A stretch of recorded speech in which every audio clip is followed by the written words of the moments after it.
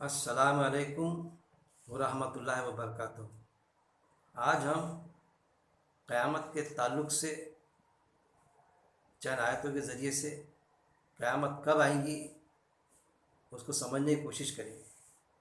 जैसा कि उस वक्त में आप सल्लल्लाहु अलैहि वसल्लम से पूछा जाता था, सवाल करते थे लोग आप सल्लल्लाहु अलैहि वसल्लम से, काफिर मुशरिकीन, ये जो डर बताते हैं आप क़यामत का कि देखो क़यामत आ जाएंगी, इसके पहले ईमान ला लो। आप सब डर बताते थे ना कि क़यामत का डर, कि क़यामत के पहले ईमान ला लो। एक तो पहली क़यामत जो है, जो कुरान से साबित होती है, उसकी अपनी इनफरादी मौत, वो उसकी इनफरादी क़यामत है कि वहीं उसकी बात ख़त्म हो जाती। तो मौत भी अचानक आती, किसी को थोड़ी मालूम होता कि उसको कब मौत आएगी। जा रहा था, एक्सीडेंट हो गया, बीमार होने वाला है, कुछ मालूम नहीं था कि बीमार होगा, लग गई कोई बीमारी अचानक। गोया कि इंसान की मौत अचानक आती। फिर ऐसा लगता, डॉक्टर बताते तुम इतने दिन में मर जाओगे, तुमको कैंसर है, कई साल जिंदा रह जाता, ये भी होता। तो गोया कि मौत का दिन किसी को मालूम नहीं। कोई बड़े से बड़ा साइंटिस्ट भी और बड़े से बड़ा डॉक्टर भी मौत किसकी कब वाक़ई होंगी नहीं बता सकता। इसकी लाइफ इतने दिन की है, उसके पहले नहीं मरेगा, जब मौत आ गई तो मौत से बच जाएगा, कोई बचा लेगा, वो है। तो ऐसा क़यामत के बारे में पूछते थे लोग काफ़ी आप सल्लम से। तो आप सल्लम ने क्या जवाब दिया क़यामत के बारे में? क्या आपने मन का जवाब दे दिया, क्या आपने दिल का जवाब दे दिया? नहीं, क्योंकि क़यामत कौन लाता था? क़यामत लाना किसी नबी के हाथ में है, किसी रसूल के हाथ में है। क़यामत का तो बर्पा करना अल्लाह के हाथ में है। तो अल्लाह ही उसका जवाब दे सकता कि वो कब बर्पा होंगी, कब आएंगी क़यामत। तो क़यामत के दो शक्लें असल में, एक क़यामत और फिर उसकी साथ, कुरान में जो बताया गया क़यामत की साथ यानी घड़ी। ये क़यामत यानी रोज़ और जज़ा और सज़ा का दिन बर्पा जब होगा, उसके पहले क्या होगा, कौन सी ऐसी एक्टिविटीज़ होंगी, कौन सा अमल होगा, कौन सी घड़ी रहेगी साथ। तो वो साथ की उस घड़ी की कोई निशानी आपसे समझ नहीं पता है कि ऐसा होगा तो फिर वो क़यामत की घड़ी शुरू होगी, साथ शुरू होगी। हाँ, साथ जो है घड़ी, घड़ी का तस्करा है कि क्या होगा उस वक्त में जब क़यामत आएंगी, उसकी घड़ी आएंगी, साथ आएंगी, घड़ी आएंगी। तो पहाड़ रुई की गाले की तरफ उड़ेंगे, समंदर में आग लग जाएंगी। पानी में कभी देखा है आग लगती है? समंदर में आग लग जाएंगी। फिर चांद फट जाएगा, वो जो प्रेग्नेंट औरतें रहेंगी उनके हमल साकित हो जाएंगे, गिर जाएंगे, अबॉर्शन हो जाएंगे दहशत के मारे। सारी इंसानियत दहशत में होगी, चाहे ईमान वाला हो या ईमान वाला ना हो। फिर वो जो शक्ल होगी उसको भी बयान किया अल्लाह रब्बुल इज़्ज़त ने कुरान में कि जब वो सात शुरू होंगी, ये सब में सात के प्रोसेस रहेंगे। उसके बाद में फिर सुर फूका जाएगा पहला, तो सब मर जाएंगे। फिर दूसरे सुर में सब जिंदा होंगे, और फिर रोज़े आखिरत जज़ा सज़ा का दिन भरेगा। तो पहले सुर के पहले कि सब मर जाएंगे, तो उसके पहले सारे प्रोसेस होंगे। चांद का फटना, जो कुरान में जो बयान होता, सारी चीज़ें साथ में। तो क़यामत कब आएंगी, वो सात घड़ी कब आ जाएंगी, उसका इल्म आप ससम से पूछते थे। तो आप ससम को तो मालूम नहीं था। कुरान की आयतों के ज़रिए से अल्लाह ने बताया, आप ससम ने साफ कहा, आयतें मौजूद है बाकायदा कुरान में, इसका इल्म मुझे नहीं, इसका इल्म तो अल्लाह ही को है। तो फिर कब आएंगी? तो अल्लाह ने जवाब दिया उसका कुरान में, आयतों में। वो आयतें हम लेंगे कि क़यामत कब आएंगी, वो सात की कोई निशानी है कि कोई एक निशानी होगी, उसके बाद में पता चलेगा कि अब क़यामत आएंगी। यानी जिससे अल्लाह ताला डरा रहा है उसकी पहले निशानी देगा ताकि सुधर जाए इंसान, ऐसा कुछ है। तो वो आयतों के ज़रिए से अल्लाह ने जवाब दिया उसका, जो आयतें हम लेंगे इंशाल्लाह। सूरह नहल आयत नंबर 77। और क़यामत का आना सिर्फ ऐसे है, आप ससम से पूछते थे तो आप ससम को अल्लाह रब्बुल इज़्ज़त ने जवाब देने लगा ये आयत के ज़रिए। ये आयत आप ससम ने लोगों तक के पेश की और कुरान में दर्ज कर दी, जो हमारे लिए भी नसीहत का सामान है। और क़यामत का आना, अब यहाँ अरबी मतन में आया सात आया, यानी क़यामत की घड़ी का आना, वो घड़ी जो प्रोसेस क़यामत का, और क़यामत का आना यानी सात का आना सिर्फ ऐसे है जैसे आँख का झपकना। कैसे आएंगी? पलक झपकते, जैसे आँख का झपकना। पढ़ लेना आपने ये आयत को, किसी भी आलिम की तर्जुमानी पढ़ लेना। और क़यामत का आना, सात का आना ऐसे है, सिर्फ ऐसे है जैसे आँख का झपकना या उससे भी ज़्यादा करीब। यानी क़यामत की घड़ी कैसी आएंगी, सात कैसी आएंगी, जैसा हमारी पलक झपकती, पलक झपकती, उससे भी ज़्यादा करीब। पलक झपकते मतलब क़यामत आ जाएंगी। क़यामत यानी क़यामत की सात शुरू हो जाएंगी, घड़ी शुरू हो जाएंगी, यानी अचानक आ जाएंगी, मतलब ये चीज़। फिर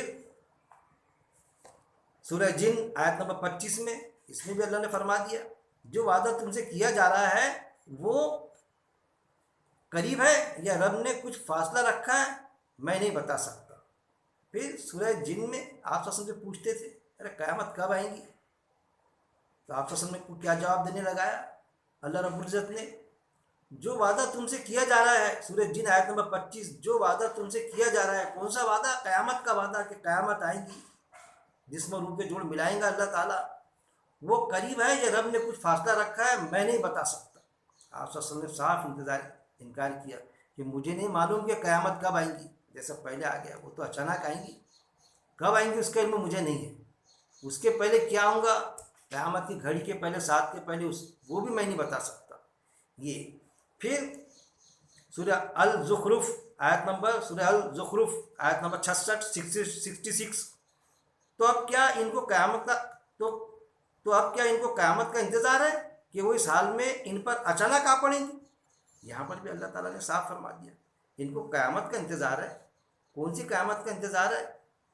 कि जो अचानक आएंगी, जो चीज़ अचानक वाली आने वाली है उसका कुछ इंतज़ार किया जा सकता है, उसकी कोई एक समय सीमा बांधी जा सकती है। अचानक आएंगी, तैयारी में रहना पड़ेगा। जैसे एक गाड़ी, अरे भाई गाड़ी कब आएंगी? भाई गाड़ी कभी भी आ सकती है, अचानक आएंगी, आप अपनी तैयारी में रहो, बस अपना सोंटा घूंटा जो है सारा मटेरियल आप तैयार रखो पूरी।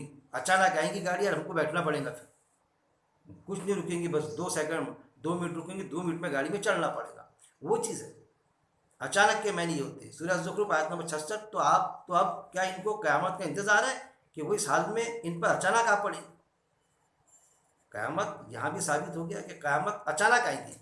सूरह अहज़ाब आयत नंबर 63। इसका इल्म तो अल्लाह को है, क़यामत करीब है। अल्लाह ने क्या फरमाया? आप सब ने ये आयत पेश कर दी जो कुरान में मौजूद है कि क़यामत के इल्म किसको है? अल्लाह को है, जो करीब है। कैसा? जो बिल्कुल करीब है। कैसी करीब है? पलक झपकते आएंगी, अचानक आएंगी, आयतों में आ गया। फिर सूरह आराफ आयत नंबर 187 तुमसे सवाल करते हैं कि घड़ी कब आएंगी, यानी वो सात कब आएंगी। आप सल्लम से सवाल करते थे ना, तो वो उसका जवाब दिया अल्लाह रब्बुल इज़्ज़त ने कि तुमसे, यानी आप सल्लम से सवाल करते हैं कि क़यामत की घड़ी कब आएंगी, तो फिर क्या फरमाया? क़यामत अचानक आएगी। तो इनसे कह दो कि क़यामत अचानक आएंगी। सूरह आराफ में आयत नंबर 187 पढ़ लेना। फिर सूरह मोहम्मद आयत नंबर 18 में क्या फरमाया अल्लाह रब्बुल इज़्ज़त ने? क्या ये लोग क़यामत की इस घड़ी का, यानी सात का, क्या लोग क़यामत की इस घड़ी का इंतज़ार कर रहे हैं जो अचानक आएंगी? यहाँ भी सात आया, सात यानी घड़ी, उसका इंतज़ार कर रहे हैं जो अचानक आएंगी। जो क़यामत अचानक आने वाली है उसके इंतज़ार का मतलब ही नहीं। अपनी तैयारी में रहो कि बस कभी भी आ सकती, पलक झपकते आ सकती। नहीं, पता चल जाए तो उसके पहले हम ईमान ला लेंगे, और फिर क़यामत आएंगी तो फिर ईमान वाले होके हमारी फिर मौत होगी, तो फिर हमको जन्नत मिल जाएगी। ये चीज़ कि जन्नत हासिल करने के लिए, अपनी विरासत हासिल करने के लिए जैसा अल्लाह ने बताया है वैसे अमल नहीं करना, मकसद को फौत करके। मैं हमेशा कहता हूँ, कोई चीज़ मकसद को फौत करके मानना कि जो अल्लाह का मकसद है कि बस नेकी पर कायम हो जाओ, अपनी तैयारी में रहो, क़यामत अचानक आएंगी। जैसा कुरान में आयत है, तुम्हें मौत आए उस वक्त में कि तुम मुस्लिम हो, लेकिन नहीं, हम तो गलत काम करेंगे, हम ईमान ला लेंगे, कुरान पे हमारा ईमान, आप ससम पे हमारा ईमान, लेकिन अमल नहीं करेंगे हम, और उस बेअमली में हम पकड़े जकड़े जाएंगे, क़यामत अचानक आ जाएंगी, तो अचानक पर ईमान नहीं होना चाहिए। हमको बता दो कब आएंगी, ताकि उसके पहले हम ईमान ला लें, हम सुधर जाए। तो कुरान में तो अल्लाह ताला ने क़यामत के बारे में साफ साफ फरमा दिया, आयतें गवाह हैं कि वो क़यामत अचानक आएंगी, पलक झपकते आएंगी, करीब है। जो जवाब अल्लाह ने बताया, आप ससम ने वो जवाब कुरान में जो आयतें नाजिल हुई उसको पेश कर दिया। लेकिन बावजूद इसके जिन हदीस पर हमारी अकायद बैठे हुए, कुरान से इन आयत से टकराने वाली वो हदीस हम तक क्या आती है, तरह तरह की हदीस जो हमको नोटिफिकेशन देती, इन आयत के मुखालिफ जाती कि अल्लाह कहता है क़यामत अचानक आएंगी, पलक झपकते आएंगी, लेकिन उसमें बताया जाता है, स्पेस दिया जाता है उसमें, ऐसा होगा तो आएंगी। जैसा हदीस मौजूद है, ईसा सलाम आएंगे तो उसके बाद में क़यामत आएंगी। ईसा सलाम जब तक के नहीं आते, जब तक के तो क़यामत आना है ही नहीं। फिर जुमे का दिन होगा, मुहर्रम की 10 तारीख होंगी, तब क़यामत आएंगी। ये सारी शक्लें, मुहर्रम की 10 तारीख, जुमे का दिन होना, ईसा सलाम आएंगे उसके बाद में आएंगी, ये हमको शक्लें बताई जाती। अल्लाह क़यामत से डराता है कि अचानक आएंगी। आप बिल्कुल जैसे कुरान की आयत है, चौकन न रहो कि तुम्हें मौत आए उस वक्त में कि तुम मुस्लिम हो। इसीलिए क़यामत के वक्त मौत ही आएंगी ना, उस वक्त में तौबा के दरवाजे बंद हो जाएंगे। जैसा मौत के वक्त में फरिश्ता एंट्री मारा कि तौबा का दरवाज़ा बंद, ऐसा क़यामत शुरू हो जाएंगी। और उस वक्त में इंसान कोई तौबा करना चाहेगा, वो प्रोसेस जब शुरू हो जाएगा साथ क़यामत की घड़ी का, तो किसी की तौबा कबूल नहीं होना है। तो फिर उसके लिए दरवाज़ा खोलो कि ईसा सलाम आएंगे, उसके बाद में तौबा करेंगे हम, उसके बाद में क़यामत आएंगे। देखिए कैसा, ईसा सलाम की आमद का तो जिक्र ही नहीं है कुरान में कि वो आएंगे, लेकिन किस तरह जोड़े गया। एक तो वो कुरान से टकराने वाली बात, ईसा सलाम आएंगे, अब तो डर ही ख़त्म हो गया कि मैं क्यों डरूं भाई, जब तक कि ईसा सलाम आई नहीं अभी, तभी तो क़यामत आ ही नहीं सकती ना। आज जुमे का दिन नहीं है तो क़यामत आ ही नहीं सकती, मुहर्रम की 10 तारीख है तो आ ही नहीं सकती क़यामत। ये सारी शक्लें हमको बता दी जाती है, किसके ज़रिए से, किसके माध्यम से, हदीस के माध्यम से। अब जब क़यामत आएगी तो उसका भी जिक्र है, सूरह कमर में अल्लाह ने बता दिया, बाकायदा अल्लाह ने पेश कर दिया कि जब क़यामत आएंगी चांद शक हो जाएगा, चांद क्रैश हो जाएगा। तो वहाँ पर अगर का सीगा आया, अगर ऐसा होगा, बाकायदा आयतें मौजूद है। सूरह अल कमर आप देखेंगे अगर, तो उसमें अल्लाह रब्बुल इज़्ज़त ने साफ फरमा दिया। सूरह अल कमर, उसकी तर्जुमानी क्या है, आयत नंबर 1, करीब आ गई क़यामत और शक हो गया चाँद। क्या है, करीब आ गई क़यामत और शक हो गया चाँद, यानी चाँद फट गया। फिर आया है वह इन, और अगर वो देख ले कोई भी निशानी, वो मुंह मुड़ जाते हैं और वो कहते हैं एक जादू है। क्या कहते हैं कि जब वह इन, अगर आया, यहाँ पर ये बड़ी ख़ास बात है आयत नंबर 2 में सूरह कमर की, वह इन और अगर। अब इस आयत को क्या किया जाता, हमको इस आयत को मौजज़े से जोड़ा जाता। ये आयत को 2 जगह इस्तेमाल होता, किया जाता, आयत की तारीफ़ की जाती है कि यहाँ पर अगर आया है कि इस आयत को, यह आयत का सही अगर लेंगे हम मानी और मफ़हूम, तो ये होगा इन आया अगर ऐसा होगा, चांद फटेगा कब, क़यामत के दिन 7 के वक्त में। तो क्या समझेंगे कुछ लोग, उसको जादू समझेंगे, अरे ये तो जादू है, या जादू है ना सहर, ये आंखों का धोखा है, हमको दिख रहा है सिर्फ चांद फटते हुए, एक्चुअल चांद फटा थोड़ी।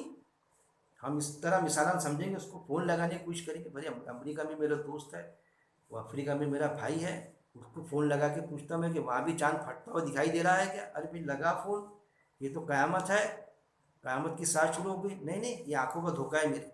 उसको जादू समझेंगे वो कुछ वक्त तक के, तो वो कितने दिन चलेगा वो 7 का प्रोसेस, वो तो अल्लाह ही जानता, लेकिन वो जादू समझेंगे। और जब समझ में आएगा कि अरे नहीं, फ़ोन भी नहीं लग रहा है, कुछ भी नहीं, ये तो जादू नहीं है, तो उस वक्त में तो तौबा का तो दरवाज़ा बंद ही रहेगा।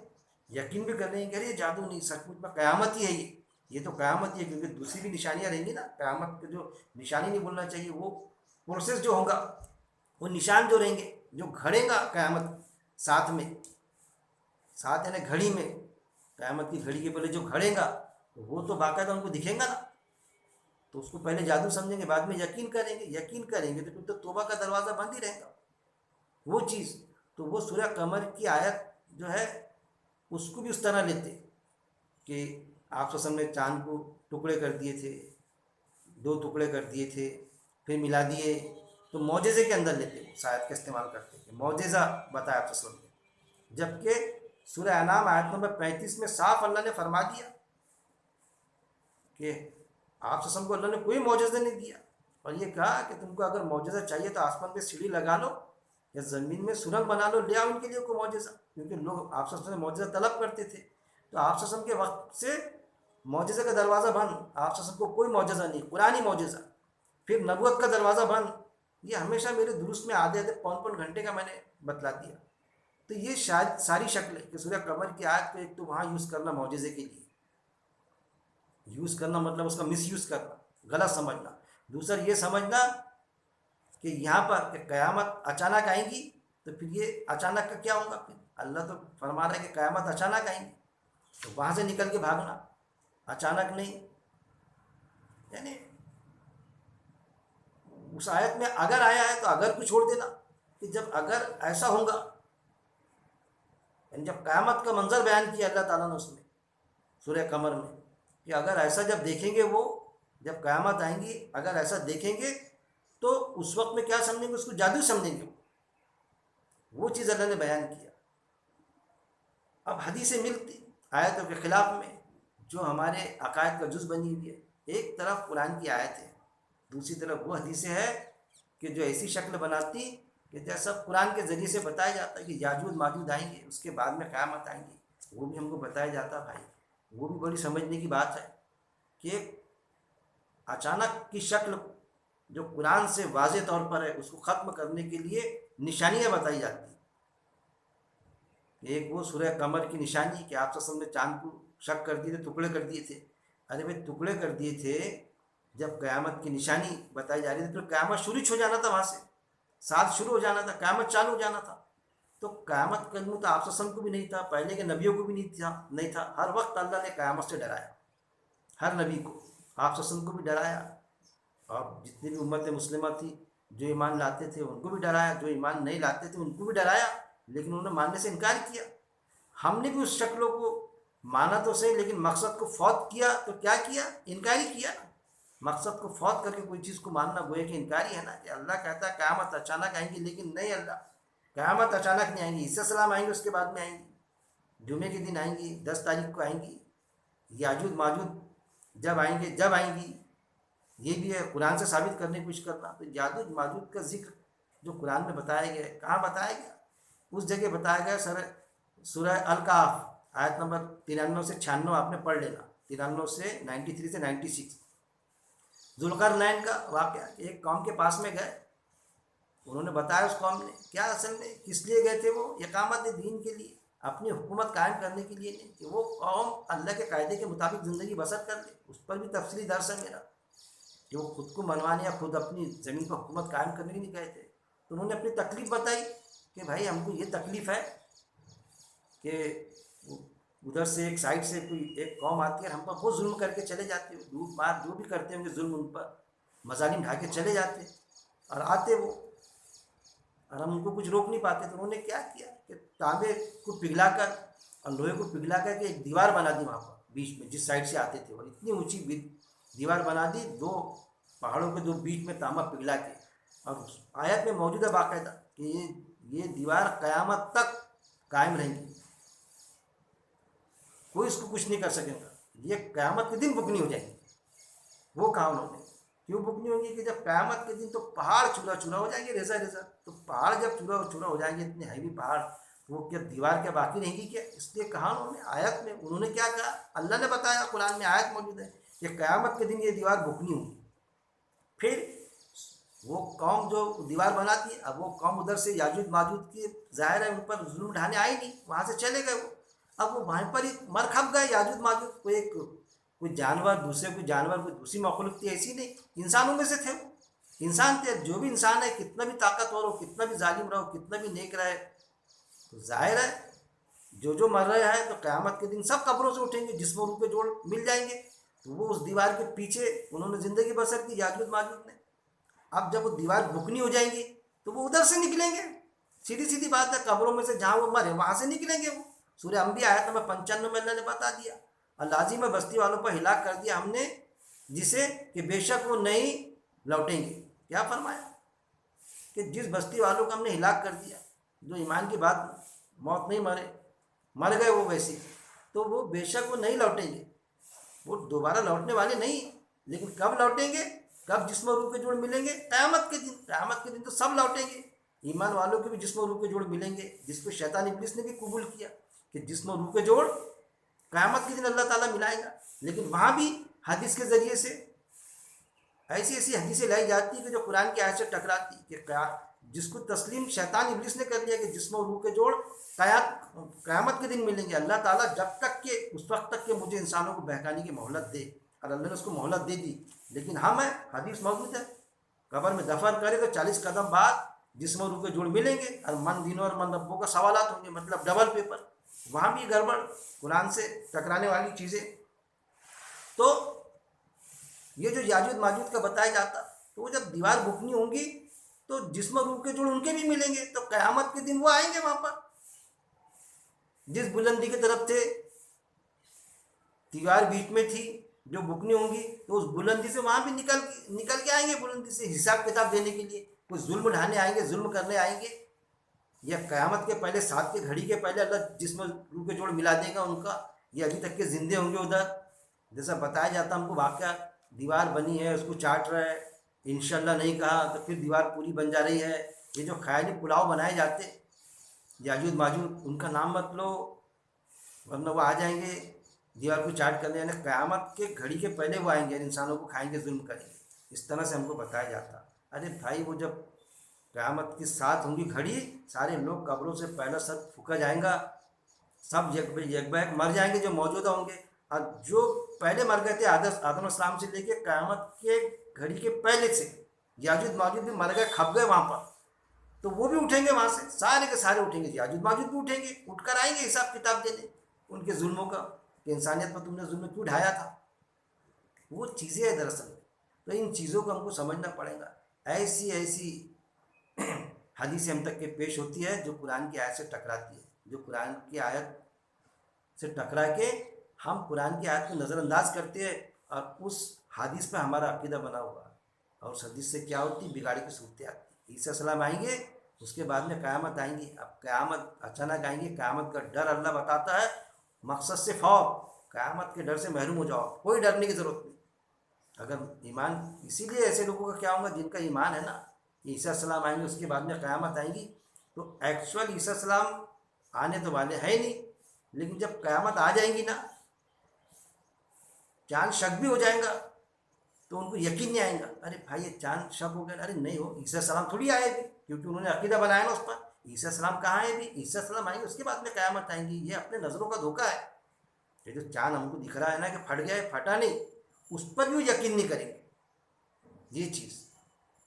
बल्कि यहाँ तक क्या हो जाएगा कि जिन लोगों ने ये अकीदे बना के रखे, बिगाड़ की सूरतें हम तक के फैला दी कि जेजेस कम सुन, तो वो बाकायदा उतारेंगे मीनारे पर, जैसा आता हदीस में, एक मीनारे पर उतरेंगे, वहाँ पर भगवे भगवे कपड़े पहने हुए होंगे, जो भी लिबास, अब फिर वो बताएंगे कुरान में क्या है, फिर इस्लाम बताएंगे, उसको ज़िबा करेंगे, खंजीर ज़िबा करेंगे, जजिया तर्क करेंगे, सारा जो हदीस में आता, तो वो तो उतार ही देंगे। अब बोलेंगे अब तुम्हारा अकीदा था ना, मानो, अब ईसा सलाम आ गए, उतार देंगे। मंगल ग्रह से कोई आया, वहाँ से उतरा, अब ये ईसा सलाम आ गया, मानो ईसा सलाम को। अब इनके बाद में क़यामत आएंगी, अब ये बताएंगे कुरान की आयत में, कुरान में क्या है करके। अब सारी उल्टी सीधे समझाने लगाएंगे बातें उस शख्स से जिसको ईसा सलाम करके वो डिक्लेयर करेंगे।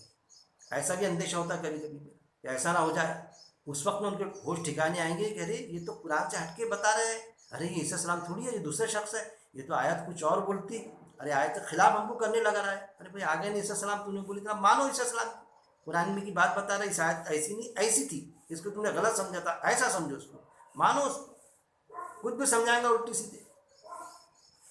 कि नहीं अब इश्तिहाद, मर्द से मर्द की भी शादी अथेंटिक है, मानो आप। ऐसे गलत अंदाज से जो शक्लें कुरान में है ही नहीं कि ईसा सलाम आएंगे या फिर ऐसा होगा तो फिर क़यामत आएंगी, वो शक्लों को बिगाड़ की सूरत में हमको मुब्तला किया जा रहा है। हम है कि घुसे जा रहे हैं, जबकि कुरान में आयत मौजूद है कि मोमिनों की, रहमान के बंदों की सिफत अल्लाह ने बताया। क्या सिफत है रहमान के बंदों की? रहमान के बंदों की सिफत अल्लाह ने ये बताया सूरह अल फुरकान आयत नंबर 73 में, 73 में, कि हमारी आयतों पर अंधे बहरे, हमारी आयतों में अंधे बहरे भी नहीं घुसते। जब कुरान की आयतें उन पर, उनके सामने पेश होती है तो गौर व तदब्बुर करते उस पर, अंधे बहरे होकर नहीं घुसते। तो कुरान की आयतें जो हमको पेश की जाती है, सूरह कमर हमको पेश किया जाता है इसलिए कि मौजज़े को साबित करने के लिए। तो कुरान में यह आयत मौजूद है कि एक आयत अल्लाह की आयत दूसरी आयत से नहीं टकराती, तो अल्लाह के बंदे उसमें मौजज़ा बताया जाता है, अगर साबित करते हैं तो वो सूरह इनाम में जो आयत नंबर 35 में अल्लाह ने बताया कि हम कोई मौजज़ा देने वाले नहीं, तुमको अल्लाह ने कोई मौजज़ा नहीं दिया, तो फिर वो आयत आयत से कैसी टकरा रही फिर? तो पता ये चलेगा, बात साफ होंगी कि सूरह कमर में अल्लाह ताला ने क़यामत का जिक्र किया कि अगर ऐसा होगा तब भी ये जादू समझेंगे।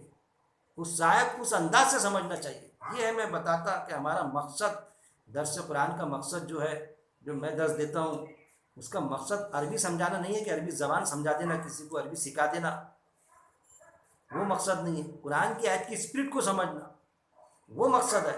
अब जब हम स्पिरिट को समझेंगे कुरान की आयत की, तो फिर कुरान से टकराने वाली जो हदीस है, बावजूद उसके बुखारी की हो, मुस्लिम की हो, वो हम रिजेक्ट करेंगे, ना कि कुरान की आयत को नज़रअंदाज करेंगे या हम टाल देंगे, ये हमारे समझ में नहीं आती, और हम उलमाओं की पैरवी करना शुरू कर देंगे। तो फिर वो आयत आप पर बैठ जाएंगी, इन्होंने अपने आलिम और दरवेशों को, मशाइखों को अल्लाह के सिवा अपना रब बना लिया, कि उनकी सुने, बुज़ुर्गों से चला आ रहा है तो उसको माने हमने, जबकि आयत मौजूद थी। उसके लिए चौकन्ना पड़ा। फिर हमको ये कोशिश की जाएगी कि अरे ये मुनकर हदीस है। अरे मुनकर हदीस कहाँ है? जो आयत कुरान की आयत से टकराएंगी, जो हदीस कुरान की आयत से टकराएंगी तो वो रिजेक्ट ही होंगी। और जो हदीस जिसको आप ज़ईफ़ समझते, बल्कि ज़ईफ़ है लेकिन कुरान की आयत की तर्जुमानी करती, वो हम गले से लगाएंगे। और जो मुस्तनद हदीस है, बुखारी मुस्लिम की हदीस है, कई हदीस मिलेंगी, बेशतर हदीस जो बाकायदा कुरान की आयत की तर्जुमानी करती, तो उसको हम गले से लगाएंगे। अब कोई मुनकर हदीस आएगा, वो ये कोशिश करेगा कि भाई आप तो हदीस से इनकार थे, आप तो मेरे गढ़ी है, तेरे गढ़े नहीं है हम। मुनकर हदीस ये होते हैं कि जो हदीस को मानते ही नहीं, और क्या कहते, ये बस कुरान है ना, कुरान में सब कुछ मौजूद है, बस कुरान के हिसाब से हम ज़िंदगी बसर करेंगे, मतलब सिर्फ थ्योरी को मानते। कुरान क्या है? थ्योरी है मेरे भाई, थ्योरी है, लेकिन आप सल्लल्लाहु अलैहि वसल्लम ने उस पर अमल पैरा होकर बताया, अमल करके बताया। तो गोया कि आप सल्लल्लाहु अलैहि वसल्लम ने सिर्फ थ्योरी पेश कर दी, और थ्योरी से हम अमल पैरा हो जाएंगे। आप सल्लल्लाहु अलैहि वसल्लम ने प्रैक्टिकल नहीं किया। मुनकर हदीस जो होते हैं तो वो इस बात का सबूत दे देते, उनकी बात का मकसद ये होता कि आप सल्लल्लाहु अलैहि वसल्लम ने कोई प्रैक्टिकल नहीं किया। मतलब अगर आप सल्लल्लाहु अलैहि वसल्लम ने प्रैक्टिकल किए तो फिर हमको हदीस को मानना पड़ेगा, और हदीस में हमको चौकन्ना रहना पड़ेगा। कुरान पढ़ेंगे तो हम हदीस पर चौकन्ना रहेंगे। जैसा चिट्टे खलीफा, उनका आता, चौकन्ना रहते थे। एक शख्स को पकड़ लिए, गलत घड़ी में हदीस बयान करता था, उसके उस्ताद के पास में गए, उसने बोला मैं ये नेकी, नमाज नेकी पर कायम रखने के लिए मैं ये हदीस बयान करता लोगों को। उसको सज़ा दी, तो उसने कहा कि तूने मुझे खलीफा सज़ा दे दी। हज़रत उमर बिन अब्दुल अजीज़, हज़रत उमर रज़ियल्लाहु अन्हु, उनके नवासे, उन्होंने उसको शख्स को पकड़ा, गलत हदीस बयान करने वाले के, उसके उस्ताद के पास में गए, तो उस्ताद ने ये कहा कि लोग नमाज और नेकी पर कायम हो जाए, इसलिए मैंने घड़ी में हदीसें चलाया।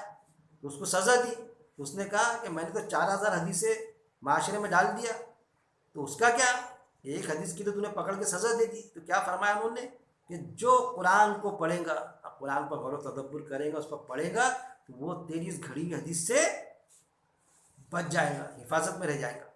तो जब हम कुरान पढ़ेंगे, क्या ये कौल है या नहीं उनका, ये वाक़या है क्या नहीं, पूछो उनसे। जो कुरान से टकराने वाली हदीस को रिजेक्ट करता, उसको अगर वो मुनकर हदीस कहते कि टोटल हदीस का इनकार करते, तो फिर ये कौल है क्या नहीं। तो जब भी हम कुरान पढ़ेंगे, जैसा वो कुरान पढ़ते थे वक्त खलीफा, तो उनको फ़ौरन पता चला, जब भी हम कुरान पढ़ेंगे तर्जुमे के साथ में, उस पर गौर तदब्बुर करेंगे आयतों का, जब भी कोई ऐसी घड़ी हुई हदीस आएंगी, आया वो मुस्लिम की हो, बुखारी की हो, सही हदीस ट्रीट क्यों ना हो, ये क्या है असल में कि हमको बताया जाता है कि ये सही हदीस है, ये बुखारी की हदीस। अरे मेरे भाई, बहुत बड़े बड़े कांड हुए पहले, पहले सारी हदीसें लिखे गई, तो उसको भी सही समझा लोगों ने। फिर जब अपने ऐसे लोगों ने पकड़े उसको, कह रहे भाई ये गलत है ना, इसमें कुरान से टकराने वाली है, तो फिर सही हदीस लिखे। जैसा यहूद और नसारा जिस बिल में घुसे थे, इंजील दी गई थी अल्लाह की किताब, 27 बाइबल लिखे। फिर लोगों ने उस पकड़े करिए उस वक्त में उनमें के ईमान वाले, तो फिर रेड लेबल बाइबल लिखी। ऐसी हदीसें लिखी गई है, बाद में फिर सही हदीस लिखी गई, और उनके रेड लेबल बाइबल में भी कई घुसड़ फुसड़ है, ऐसा हदीस में भी है। तो फिर पहचानेंगे कैसे? कड़ी से थोड़ी पहचानेंगे। सूरह फुरकान में मौजूदा है जांचने वाला आला, हक और बातिल के फ़र्क को खोल के रख देने वाली किताब क्या है? कुरान है। तो जांचने वाला हमारे पास मौजूद है मेरे भाई, उसकी सही शक्ल में। इससे जांचेंगे, कुरान की आयत से जो हदीस टकराएंगी वो रिजेक्ट हो जाएंगी, और जो कुरान के आयत की तर्जुमानी करेगी वो हदीस को हम गले लगाएंगे, चाहे मुस्तनद हो चाहे ना हो। तो बेशतर हदीस बुखारी मुस्लिम की कुरान की आयत से नहीं टकराती, उसकी तर्जुमानी करती, उसके मुताबिक हम बाकायदा हमारी ज़िंदगी बसर करेंगे। मुनकर हदीस हो के ज़िंदगी नहीं बसर करेंगे, क्योंकि अगर हम पूरी हदीसों का इनकार करें तो मतलब हमने ये इनकार कर दिया कि आप तो सबने प्रैक्टिकल किए ही नहीं, अमल किए ही नहीं, बस थ्योरी बता के चले गए, खुद तो अमल किए नहीं, नाउज़ुबिल्लाह, ऐसा हो जाएगा। आप सब ने अमल किए बाकायदा, लेकिन जो भी हदीस आती है तो उसका हुक्म मौजूद होगा, कुरान के हुक्म से टकरा जाएंगे और वो हदीस को हम मानेंगे। ये सोचेंगे कड़ी से कड़ी मिली, अरे कितनी भी कड़ी से कड़ी मिली, कितनी मोतबर ज़राए से आई, असल में क्या है, बड़े बड़े उलमाओं की वही गड़बड़ हुई कि बस वो किताबें टटोलते, बड़े मोतबर ज़राए से आई, बहुत कड़ी से कड़ी मिल गई। अरे भाई, लाख कड़ी से कड़ी मिल गई, मगर ये जांचने वाला कुरान इसकी आयत से टकराती, अब क्या करना बोलो? तो वहाँ फिर वो राय फरारी होते थे, अरे वैसा वैसा ये, अरे मुनकर हदीस, अरे कोई साफ टकरा रही ना भाई। तो हम असल में जो पीरियड ले रहे हैं अभी, कुछ हदीस से मैं वैसे ही ले रहा हूँ बाकायदा, कि जो कुरान की आयत से टकराती, बावजूद उसके कि बुखारी मुस्लिम की हदीस है, जैसे आज भी हम ये हदीस। तो इस पर हमने गौर तदब्बुर करना चाहिए, सोचना चाहिए, वरना फिर भूल हो जाएगा कि हमने आलिमों को दरवेशों खुदा बना लिया है। वो हो जाएगा अंधी तकलीफ कि हमने हमारे बुजुर्गों की पैरवी कर दी। फिर ये क्यों होता? असल में ये असर चीज़ क्यों पैदा हुई कि कुरान का तर्जुमा बाद में किया गया, इसके पहले हदीसों का तर्जुमा किया गया। और जब कुरान, इसलिए हदीस से भी वो शक्ल हम पर हावी हो गई कि हम हदीस से कुरान को समझते। ये भी एक बड़ा, मैंने मेरे दुरुस्त में हमेशा बयान करता हूँ, ये बहुत बड़ा बिगाड़ की सूरत है कि हदीस से कुरान को समझने की कोशिश करना। अरे कुरान से हदीस को समझेंगे हम। ऑफिसर जो लेटर देता है ना, ड्राफ्ट करता है वो खुद के राइटिंग का, उससे टाइप होता। ऑफिसर के साहब के लेटर में थोड़ी हम करेक्शन करते, वो जो टाइपिस्ट टाइप करता उसमें गलती हो सकती, उसमें करेक्शन करेंगे। तो ये हदीस के ज़रिए से हम क्या कुरान को कंपेयर करेंगे, कुरान में करेक्शन करेंगे, कुरान हदीस को करेक्शन कराएंगा, कौन सी सही है कौन सी गलत है, इसको करेक्शन करो। तो हदीस से कुरान को नहीं समझेंगे, कुरान से हदीस को समझेंगे। अल्लाह की बात से हम समझेंगे कि आप ने कैसी ज़िंदगी बसर की, जिसका हुक्म मौजूद नहीं है। आप के बारे में आता है कि ऐसा ऐसा आप ने किए, तो हम कैसा क्यों कर मान लेंगे कि अल्लाह ने जो हुक्म दिया उसके मुखालिफ आप का अमल जा रहा है? तो फिर पता चलता है कि आप की हदीस थी ना, आप ने क्या आप ने लिखा है? आप ने तो कुरान ही लिखा है, कुरान के अलावा आप ने कोई किताब लिखा की नहीं है। जो हदीस कुरान की आयत से टकराएंगी तो हदीस रिजेक्ट होंगी, ना कि कुरान की आयत। और अल्लाह के रसूल सल्लल्लाहु अलैहि वसल्लम हम बिल्कुल पैमाना रखे, दो बात तो बोल नहीं सकते। हदीस यानी बात कि कुरान में एक अल्लाह की बात वही के ज़रिए से ये बयान कर रहा है, और एक वो हदीस में जो आयत से टकरा रही, तो आप सब दो बात बोल सकते। तो पता ही चलेगा कि वो बात जो कुरान की आयत से टकराएंगी, वो हदीस जो कुरान की आयत से टकराएंगी, वो आप सब का कौल हो ही नहीं सकता, क्योंकि आप सल्लम दो बात नहीं बोल सकते कि कुरान में कुछ और हदीस में कुछ। तो जो कुरान से टकराने वाली हदीस आप सब बोलेंगे तो पता चला कि वो हदीस से घुसाई भी है सब, जिसके लिए मना फरमाया जाता था कि 4 साहबी रसूल को नज़रबंद किया वक्त खलीफा ने। क्यों? अच्छाई के लिए बयान करते थे हदीस, कि लोगों को तरगीब मिले, यही उनका था। वज़ीर अजमैन जो 4 खलीफा जो थे, तो वो गलत के लिए तो नहीं बयान करते होंगे, लेकिन बयान करते तो मना फरमाया, नज़रबंद की कि मत बयान करा करो। लोग कुरान पर से अपने ध्यान हटा लेंगे, हदीसों में मुलविस होकर जाएंगे। अबू हुरैरा रज़ी अल्लाह तआला अन्हु वो भी हदीस बयान करते थे। तो माँ आयशा रज़ी अल्लाह तआला अन्हा का कौल है कि भाई आप तो पेट के लिए ईमान लाए थे, भूख का पेट के लिए लाए थे वो। हाँ, फिर आप ससम के साथ में आप तो 1 साल के अर्से से भी कम रहे। जब ईमान में लाए उसके बाद में आप ससम तो चले गए, इस दुनिया से इंतकाल हो गया। तो आपके पास में इतनी हदीसें कैसी है? एक तवील अरसा हमने गुजार दी, मैंने गुजार दिया, और ने तुम वो भी इतनी हदीसें बयान नहीं करते जो तुम बयान करते। ये भी चीज़ मना फरमाया गया। अब लिख ली है, कोई हज की बात नहीं, किसी ने लिख लिया, नहीं मानेंगे ऐसा थोड़ी। एक चीज़ है, कोई लेक्चर देता है, कोई सुनता, कोई याद रखने के लिए लिख लेता उसको, लेकिन अगर वो लेक्चर बाकायदा उसके मुताबिक है तो उस लिखे हुए को मानेंगे। लेकिन अगर उसके मुखालिफ है, कुरान की आयत के मुखालिफ कोई हदीस जाती है, तो क्या हम हदीस को मानेंगे मेरे भाई? बिल्कुल नहीं मानेंगे। मुनकर हदीस होना बहुत गलत बात है, मुनकर हदीस नहीं होना चाहिए। अगर हम टोटल हदीसों का इनकार करें तो मतलब आप ने जो कुरान की आयत जो अहकामात थे, अल्लाह को उसको अमली जामा नहीं पहनाया, वो बात हो जाएंगी। अल्लाह से दुआ है कि अल्लाह रब्बुल इज़्ज़त कुरान को पढ़ने, समझने, उस पर अमल करने, हम मौत तक उस पर जमे रहने की मेरा मालिक तौफीक दे। व आखिर दावाना अनिल हम्दुलिल्लाहि रब्बिल आलमीन।